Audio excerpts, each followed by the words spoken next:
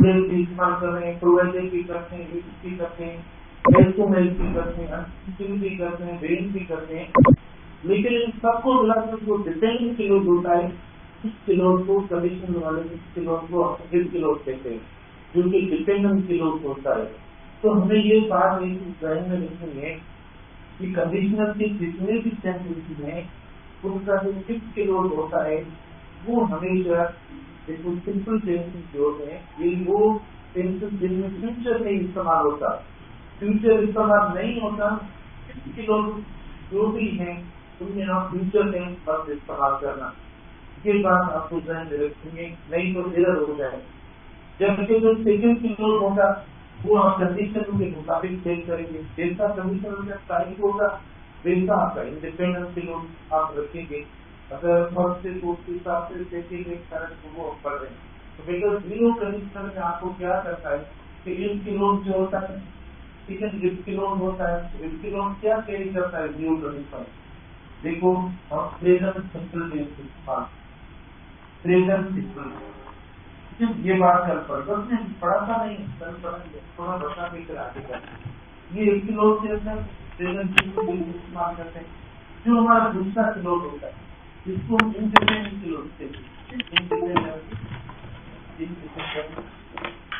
Independent Kilod कहते हैं, ठीक है। उसके अंदर क्या होगा, उसके अंदर भी simple tense, present simple tense, present simple, ठीक है बेटा। ये आपका जीरो कंडीशनल, जिसके अंदर कहीं ट्रूथ की बात होगी या जिसके अंदर फेल, ये बात है। इसमें फेल या ट्रूथ की बात हो तो उसकी जिस किलोड में जो डिपेंडेंट किलोड होगा वो भी प्रेजेंट से चेक करेगा, और जो इंडिपेंडेंट किलोड होगा वो भी आप प्रेजेंट सिंपल टेंस का बनाएंगे। ये बात आपको ध्यान रखनी है।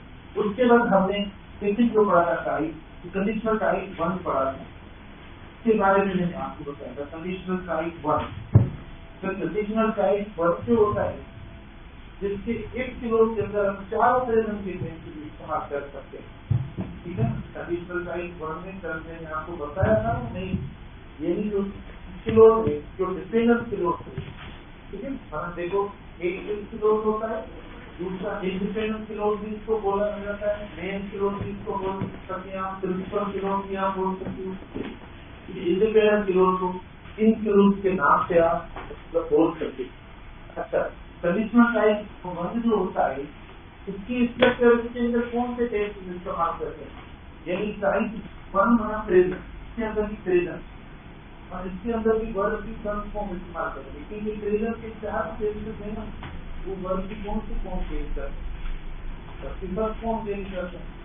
इनिशियली तो वर्ब की फर्स्ट फॉर्म आती है, मिसाल के तौर पर आप बोलेंगे सर प्रेजेंट परफेक्ट टेंस देखो वो तो वर्ब की थर्ड फॉर्म चेंज करता है, लेकिन इससे पहले जो हेल्पिंग वर्ब उसके साथ नजर थे वो तो कौन सी वर्ब हो, वो तो फर्स्ट हो जाती है। ऐसे तो हम देखो ना, अगर हम बी के वर्ब से प्रेजेंट का कोई सेंटेंस बनाएंगे सेम आर का, तो वो भी वर्ब की थर्ड फॉर्म चेंज करता है। मैं बताता हूँ तो समझ में नहीं आ रहा, ठीक है बेटा। तो कंडीशनल टाइप 1 में जो एक किलोड होगा, एक किलोड होगा तो सब्जेक्ट होगा प्लस देखो प्रेजेंट टेंसेस कैरी कर सकता है, प्रेजेंट की जो 4 टेंसेस में ये एक हो गया आपका। देखो इसके अंदर कहीं पे एक किलोड में एक किलोड, ये किलोड का नाम है, अब इसको लिख सकते हो, प्रोवाइडेड लिख सकते हो, अंतिम लिख सकते हो, अनलेस लिख सकते हो, स्टिल लिख सकते हो, बिफोर आफ्टर एल्फाबेट वगैरह के अल्फाज आप लिख सकते हो, ठीक है। इन केस वगैरह ऐसे अल्फाज लिख सकते हो। जो सेकंड किलोड आता होगा, जो इंडिपेंडेंट किलोड होगा, इसके अंदर पेपर देखो सब्जेक्ट के साथ आप फ्यूचर टेंस, ठीक है, फ्यूचर टेंस। अब फ्यूचर टेंस से मुराद देखो विल वाला आप यूज कर सकते हो, विल शैल भी इस्तेमाल कर सकते हो, अच्छा कैन भी इस्तेमाल कर सकते हो, वे भी इस्तेमाल कर सकते हैं, क्योंकि कैन वे ये भी फ्यूचर टेंस करते हैं।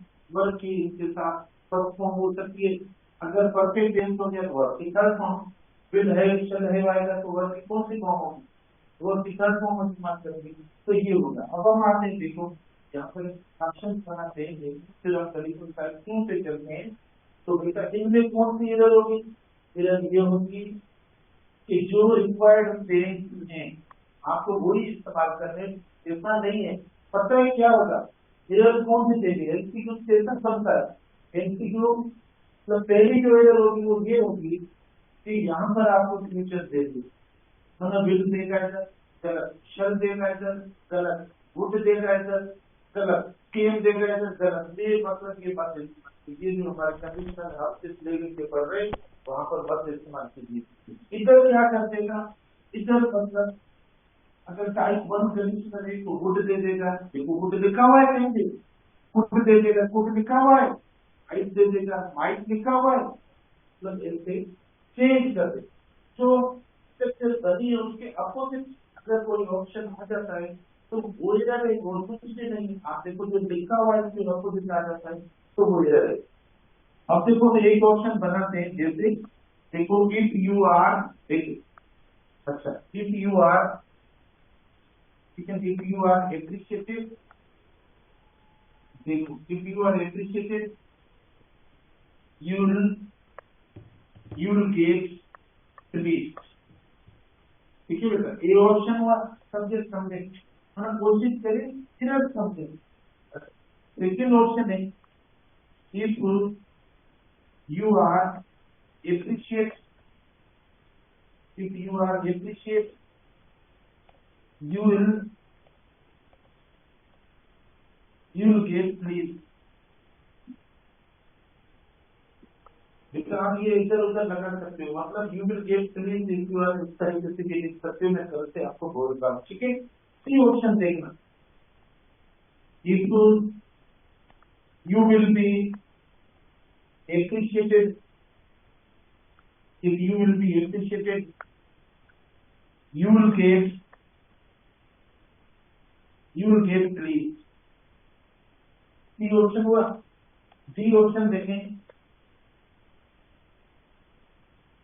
if you would be, if you were appreciated, देखो you would get leave। शाबाश, चारों ऑप्शन आ गए। देखो हमने थोड़ी सी चेंज की है, हमने कौन सी चेंज की है, हमने हम वर्ब का फॉर्म चेंज कर दिया है, क्योंकि मैं बार बार बोल रहा हूँ आपके ध्यान में एक बेस आ गया होगा कि वर्ब की फर्स्ट फॉर्म हम इस्तेमाल करते हैं, क्योंकि प्रेजेंट टेंस में वर्ब की फर्स्ट फॉर्म कैरी करते हैं। लेकिन ये वाला जो एमसीक्यू इसके अंदर आपको थोड़ा सा डिफरेंस मेरी एक्सप्लेनेशन की अपोजिट नजर आया होगा कि वर्ब की फर्स्ट फॉर्म तो नहीं आएगी, यहाँ पर तो हमने कोई और वर्ब की फॉर्म इस्तेमाल कर दी। लेकिन हम देखें, ठीक है, एक्सप्लेन करते हैं, एनालाइज करते हैं। बेटा देखो ऑप्शन नंबर 7 से पहले ही देखो कंडीशनल सेंटेंस है या नहीं, पहले ही देखो कंडीशनल कैसे बनता है, उनको कौन से कंजंक्शन की जरूरत होती है। जब टेस्ट आएगी तो उसके अंदर ऐसे अलग आपको नहीं मिलेगा, हम तो टॉपिक वाइज पढ़ रहे थे, इसी जगह नहीं अच्छा नहीं। सबसे साथ जब टॉपिक लेके आपको पहले में आइडेंटिफाई करना है कि बिल्कुल कंडीशनली कंडीशनल के कंजंक्शन को, कीवर्ड्स को, जो भी टॉपिक पढ़ो उसके कीवर्ड नहीं होने चाहिए, पर पूरा कॉन्सेप्ट हो ना हो, लेकिन उसके कीवर्ड्स, उसके कॉन्क्रीट वर्ड्स वो हमारे ध्यान में होने चाहिए कि इसकी जो कंस्ट्रक्शन और फॉर्मेशन वो ऐसी होती है और इसका नाम ये होगा। जैसे देखो मैं मतलब हम पता नहीं कितने लोगों से मिलते हैं, हजारों लोग जो है हमारे हम मिलते हैं, लेकिन अभी हमें हजारों लोगों के नाम याद नहीं है, 100 के भी नाम याद नहीं है, 50 के भी नाम याद नहीं है, ठीक है। लेकिन वो जैसे सामने आ जाएगा उसका नाम भी बता देंगे, उसकी कास्ट भी बता देंगे, उसकी फैमिली भी बता देंगे, उसकी मतलब रिहाइश का भी बता देंगे, बस जैसा कि हमने उसके ऊपर पीएचडी की। तो बात ये होती है कि आप ये ना समझो पता नहीं हमने कितना पढ़ा है, हमें याद तो कुछ नहीं, ऐसा ये नेचुरल तरीका है, ये नेचुरल फिनोमेनन, यानी होता ये कि जैसे कोई चीज सामने आती है तब इंसान को पता पड़ता है।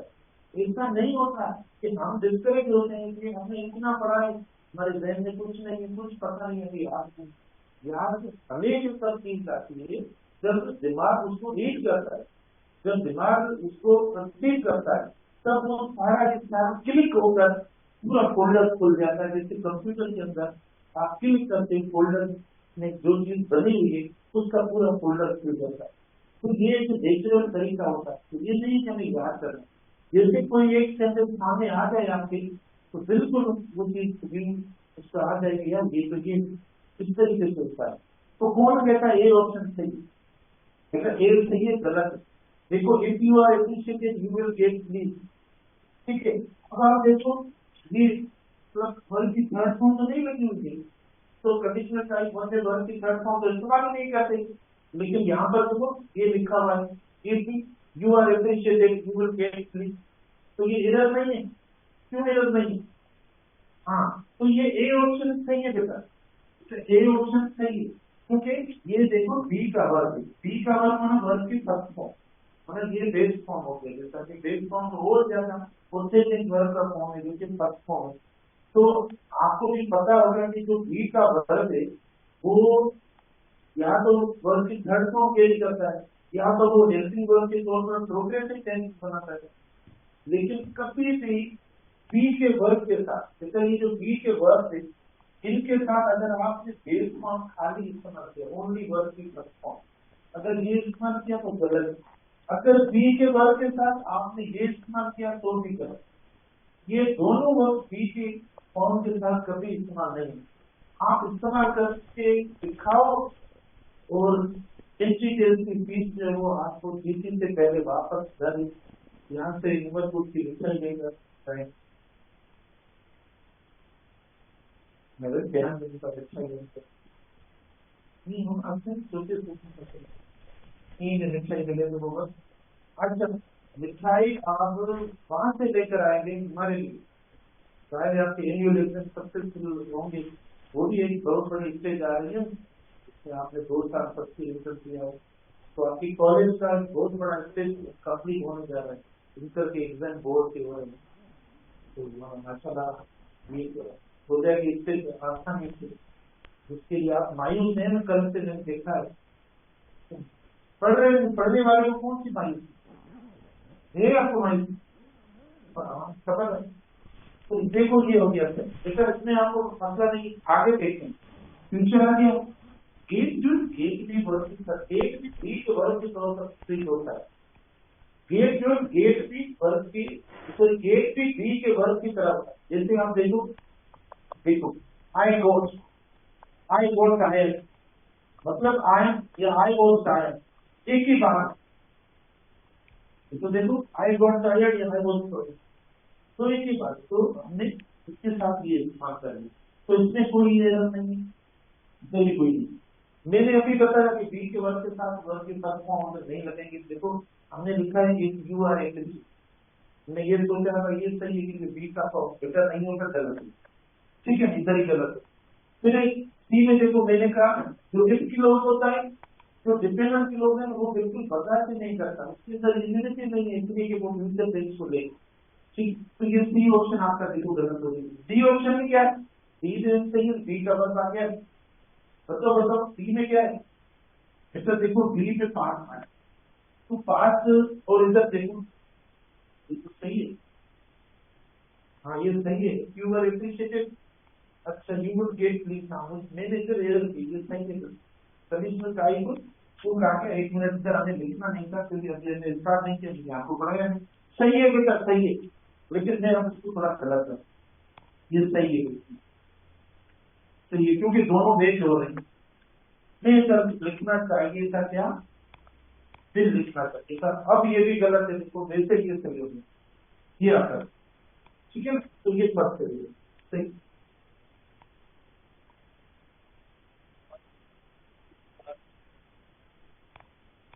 You will B God please जैसे, हाँ ऐसे होगा, लेकिन देखो ना तो इसका पैसे जो ये पैसे की कोई मीनिंग नहीं देता है, ठीक है ना, मतलब ये कोई पैसे की मीनिंग नहीं दे रहा है, क्योंकि पैसे का फॉर्म है ना अगला आपका बहुत सा फॉर्म बन जाता है, यू विल बी कॉस्ट इस तरीके से आते हैं।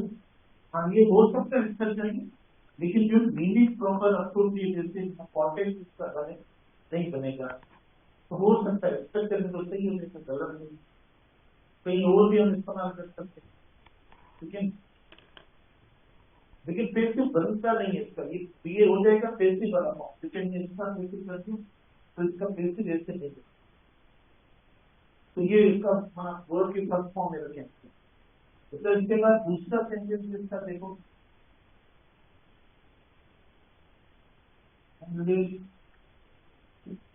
you do not, you do not, you do not concentrate, you can't, you are A option was, unless you will concentrate, unless you will concentrate, you won't. The option is those पर जो है इसका cancel तो बताएंगे हमने ये जो लिखा है इसका you won't learn का इधर रहते भी खास मान बताया थी unless again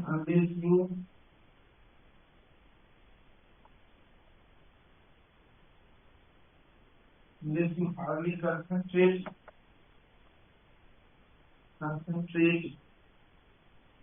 you won't learn.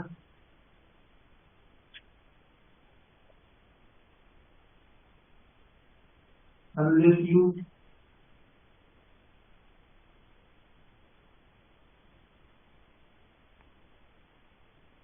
you concentrate,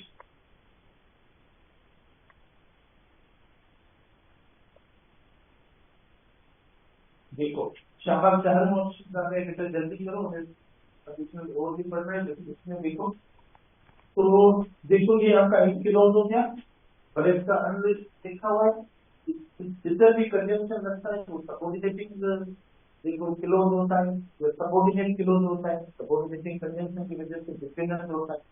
type 1 में प्रेजेंट टेंस की बात करें कौन कहता है ये ऑप्शन करेक्ट, जल्दी बताओ शाबाश कौन कहता है ये करेक्ट है, ठीक है। देखो ए करेक्ट है, ए लीडर है, ए में कौन सी लीडर है क्योंकि इसका मतलब है इग्नोर, इसका मतलब है इग्नोर, ये नेगेटिव तो हमने डबल नेगेटिव कर दिया, क्लॉज एक, सब्जेक्ट एक, सेंटेंस एक, सब कुछ एक है, फिर हमने देखो इधर 2 नेगेटिव लगाकर इधर कर दिए। फिर हम आते हैं अनलेस यू विल कंसंट्रेट, इसमें कौन सी इधर है, ठीक है, इसमें कौन सी इधर है बेटा, मैंने कहा जो डिपेंडेंट क्लॉज होता है कंडीशनल का वो किससे पार्ट होता है, फ्यूचर से पार्ट होता है। जो डिपेंडेंट क्लॉज होता है, डिपेंडेंट या सबऑर्डिनेट क्लॉज क्या होता है, अब हमने इतने सारे क्लॉज के example basic test general base पर पढ़ी, अब तो आपको संस्थ होना चाहिए खुद के ऊपर। तो जो सबऑर्डिनेट कंजंक्शन वाला क्लॉज होता है उससे डिपेंडेंट क्लॉज से वो फ्यूचर से पार्ट होता है, तो यहाँ पर ये हो गया फ्यूचर, तो इस वजह से ये लीडर हो गई क्योंकि अनलेस लिखा हुआ है। फिर हम आते हैं सी पे, अनलेस टू हैव सिस्टम से यू वांट लर्न, ये सही हो गया हमारा, ठीक है। तो इधर देखो ये भी तो कोई मतलब अच्छा नहीं है, ये भी नेगेटिव, ये भी नेगेटिव है, तो ये नेगेटिव है, ये भी नेगेटिव है, तो 2 नेगेटिव के मान दिए, तीनों हमारे गलत हो गए। वैसे मुझे पता है आपने डी को जो है जाकर कर दिया था क्योंकि मैं जैसे बी ऑप्शन सही रखता हूँ। अच्छा unless you concentrate you will learn, ठीक है, तो अभी ये जाकर जो है हमारा ऑप्शन सही है,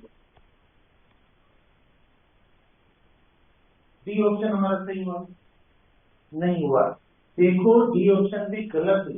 अब देखने में सही, सोचने में गलत है, देखने में आंखों के लिए सही है, दिमाग के लिए खराब, आंखों के लिए क्या है सही है, जैसे गुलाब जो पानी दिया बेटा आंखों के लिए मतलब देखने में सही इसीलिए क्योंकि अंदर के साथ हमने प्रेजेंट टेंस इस्तेमाल कर सही, सेकंड क्लोज में हमारा फ्यूचर होता है, लेकिन इसका जब अनबिट का मीनिंग करें यदि यहाँ पर देखो नेगेटिव बोल रही है, अनलेस यू कंसंट्रेट, देखो जब तक आप कंसंट्रेट नहीं करें, जब तक आप ध्यान नहीं देंगे, अगर आप किसी चीज के ऊपर ध्यान नहीं देंगे या उसको उसके ऊपर तवज्जो नहीं देंगे तो फिर आगे वाला भी कैसा हो, तो क्या ना उससे तो फिर आप क्या सीखेंगे, तो उससे क्या फायदा होगा? अगर कोई ध्यान नहीं देगा फायदा होगा, तो वो भी नेगेटिव हो जाएगा, वो भी नाम में हो जाएगा।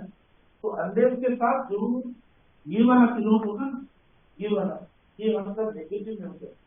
ठीक है, तो ये आप ऐसा करेंगे ई ऑप्शन क्योंकि डी गलत है हमारा, क्योंकि मीनिंग नहीं दे रहा। डी वाला जो ऑप्शन है बेटा, जिसको इस स्ट्रक्चर में मीनिंग नहीं दे रहा, तो आप इसको इस तरीके से लिखेंगे, unless you concentrate, ठीक है, you want या you can't, पहले आप can't भी लगा सकते हैं क्योंकि ऑलरेडी छोड़ है, you want learn। अब स्टूडेंट को पता है क्या है, वो उन्होंने डी ऑप्शन स्टूडेंट ने इसीलिए सही किया। तो सर आप देखो हमें रोक रहे हैं कि unless जब आएगा तो सेंटेंस नेगेटिव नहीं होता, तो इसीलिए हमने नेगेटिव नहीं किया और इसको देखो पॉजिटिव में रख दिया, अपर में नहीं बेटा, वो अलग क्लोज है, ये अलग क्लोज है, ये डिपेंडेंट है इसका नाम। तो डिपेंडेंट जो असर होगा वो डिपेंडेंट पे होगा, ना कि इंडिपेंडेंट पे। अब आप कर सकते ध्यान नहीं देंगे, नहीं सीखें, किसी भी बात में नहीं सीखें, इसका क्या ध्यान नहीं देंगे तो सीखेंगे, तो नहीं होगा। तो इसलिए ई ऑप्शन देखो आप कर सकते। तो इसमें मुख्तलिफ आप कंजंक्शन लगाकर आप कर सकते हो, प्रोवाइडेड दैट लगा सकते हो, इन केस आप लगा सकते हो, वेन लगा सकते हो, इसमें तो बहुत सारे हम निश्चय आगे ये सारे पढ़ के फिर एक साथ मिलाकर प्रैक्टिस करेंगे। ठीक है, अब हम चलते हैं कंडीशनल टाइप टू के लिए। अभी जो हमारा सिंपल कंडीशनल है इसका नाम है कंडीशनल टाइप, देखो कंडीशनल टाइप टू। ठीक है, अब जो हम पढ़ेंगे जो कंडीशनल सेंटेंस पढ़ेंगे इसका नाम क्या है, कंडीशनल टाइप टू। एक तो आप यहाँ से मतलब जो इसमें जिनका पिकअप पावर जो है ना, यानी मतलब जिसका पिकअप पावर जहाज की तरह होता है, तेज होता है, बहुत सीआईडी के जहाज की तरह होता है, तो वो तो हमारा सिर्फ लिखने से समझ जाता है कि मैंने लिखा जैसे कंडीशनल टाइप टू, इधर मैंने लिखा टू, तो उन्होंने टू को कन्वर्ट कर दिया फॉर्म की टू, थ्री लिखा तो समझ गया इसके अंदर भी वर्ब की फॉर्म थ्री, ऐसे होता है। और ये बिल्कुल बिल्कुल आप सही समझ रहे हैं, अब वो समझ गए यहाँ से कि उसके अंदर वर्ब की फॉर्म से की गई। तो बेटा एक तो आप इस तरीके से करती को अपने ध्यान में बना दें, टाइप वन वर्ब की form one, two second form, three third form, मतलब वो वाली स्ट्रक्चर क्लियर होगी। तो इसके अंदर वर्ब की हम सेकेंड फॉर्म इस्तेमाल करेंगे कंडीशनल टाइप टू के अंदर। कंजंक्शन सेम, कंजंक्शन सेम, देखो तो आपको सबऑर्डिनेट कंजंक्शन कंडीशनल के लिखवा लिया ना, उससे ध्यान में रखना कंजंक्शन को बार बार नहीं लिखा थे। कौन से conjunction, conditional conjunction and, but और उसके सिवा तीन तो आ गए, बाकी चार कौन से, हाँ चार, तीन चौथा कौन सा,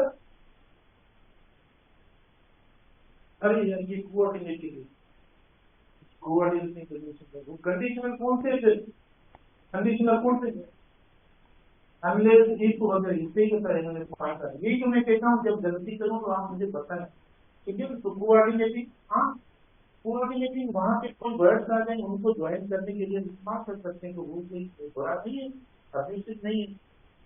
अगर कोई बीच में कोई वर्ड्स आ जाते हैं तो एंड वगैरह हम लगा सकते हैं, लेकिन मेन क्लोज बनाने के लिए, क्लोज को बनाने के लिए हमें कंडीशन कंजंक्शन रखने पड़े। क्लोज जो बनेगा इस क्लोज कहते हैं वो कंडीशन कंजंक्शन बनता है।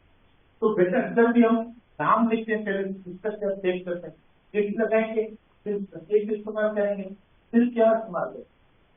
देखो यहाँ पर मैं बताऊं, इधर जो कंडीशनल टाइप टू के इफ क्लोज से दो टेंस इस्तेमाल, आप बोलेंगे सर कंडीशनल टाइप वन में तो आपने बोला चारों टेंस इस्तेमाल करो, लेकिन अब हमें रोक रहे हैं तो सिर्फ कितने टेंस, दो टेंस।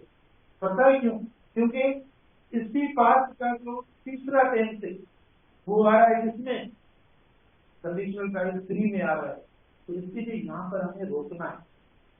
ठीक है ना, इधर तो यहाँ पर जो आप इस्तेमाल कर सकते हो जो कंडीशनल टाइप जो तुम करेक्ट होगा वो करेक्ट होगा आपका, यानी जैसे तो लिखते हैं पर की सेकंड पार्ट, लेकिन मैं अलग करके टेंस से देता हूँ, पास्ट सिंपल या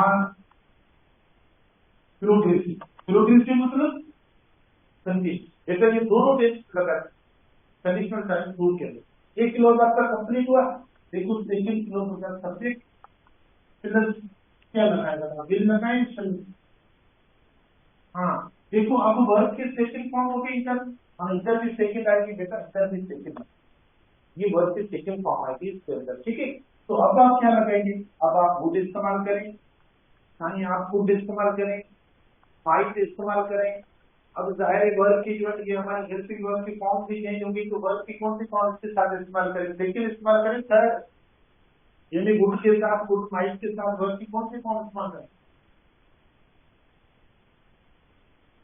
ये आप देखो ये वर्क की सेकंड फॉर्म आ गई, इधर भी वर्क की कौन सी फॉर्म आ गई। मॉडल के साथ एक बात ध्यान रखिए, बताया हुआ है मेरा, मैंने आपको बताया टू और मॉडल की वर्क इधर भी होंगे वर्क की फॉर्म सब तरीके से, ठीक है। तो ये देखो हो गया कंडीशनल टाइप 2 का फिर से देखो कंप्लीट हो गया। अब आप देखें, अच्छा एक और बात था, सुनो एक इम्पोर्टेंट बात ये, मैं आपसे पहले क्वेश्चन करके फिर से बताता हूँ कि ये जो कंडीशनल टाइप 2 होता है, ये कौन सी मीनिंग के लिए कौन से कीवर्ड्स इसके साथ हम इस्तेमाल कर सकते हैं।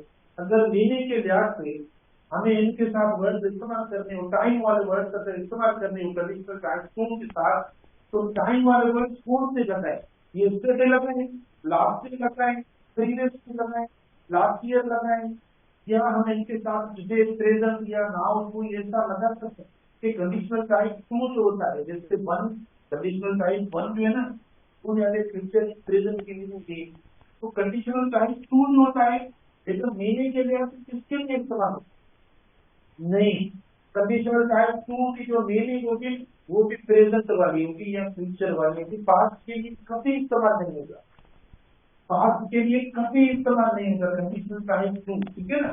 देखिए ये जो इसकी मीनिंग होगी वो भी प्रेजेंट या फ्यूचर मीनिंग होगी बेटा, इसको कभी पास्ट की मीनिंग के लिए पास्ट इस्तेमाल करना, प्रेजेंट या फ्यूचर मीनिंग के लिए इस्तेमाल होगा, ना कि ये पास्ट की मीनिंग के लिए इस्तेमाल होगा। देखो मैं आपको बता रहा हूँ, ठीक है ना, जैसे इधर देखो, if you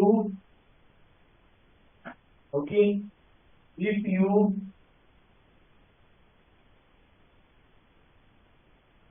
came solution, if you came yesterday, if you came yesterday, okay, if you came yesterday, I would